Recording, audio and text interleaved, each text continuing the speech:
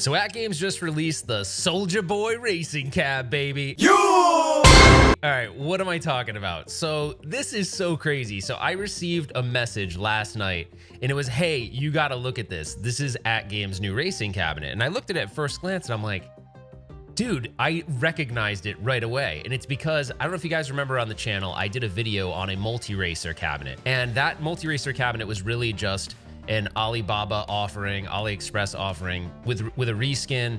It runs a closed off PC with a bunch of non-licensed games. And I was looking for a true multi-racer experience that someone could buy out of the box. And what I found is there aren't really many options for that. You know, outside of people build their own racing rigs and stuff, but for retro gaming, there really isn't one. And I'm guessing it's because of licensing implications. It's probably really hard to get all these companies to agree to put all their games on one cabinet. So anyways, I digress on that. But I remember one of the options was this like kid racer. It was like a kid's racing cabinet. And sure enough, the picture of the thing that AtGames said is their prototype is the exact thing that AliExpress sells. Yo!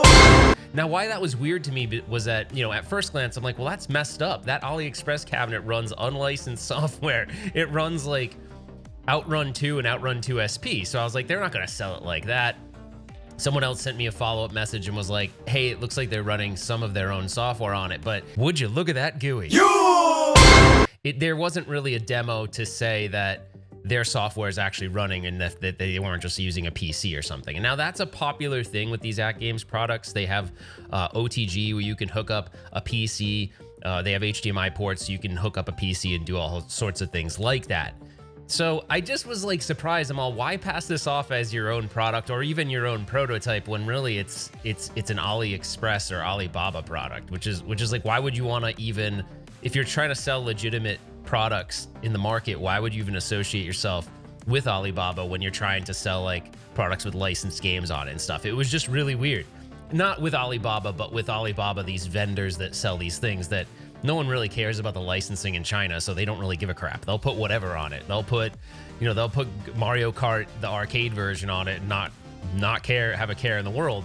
AtGames just seems to have this history of doing shady things. If you remember back to the whole John Hancock thing with those blast consoles, one version had the arcade ROMs and one version had the console ROMs. It's just weird. I don't understand. Just be honest with your consumers. I mean, at the end of the day, I get what they're doing. It's a prototype, but why try to pass it off as their design or their idea when it's not? I don't get it. Are you that hard up to have a racing cabinet that you'll take something off Alibaba, you'll literally put your guts in it and go, this is our new prototype? Just wait till it's ready. Jeez. Then they'll just downplay it and everyone just gives them a pass. I'm like, why? You're doing dishonest things. You should be called out on it.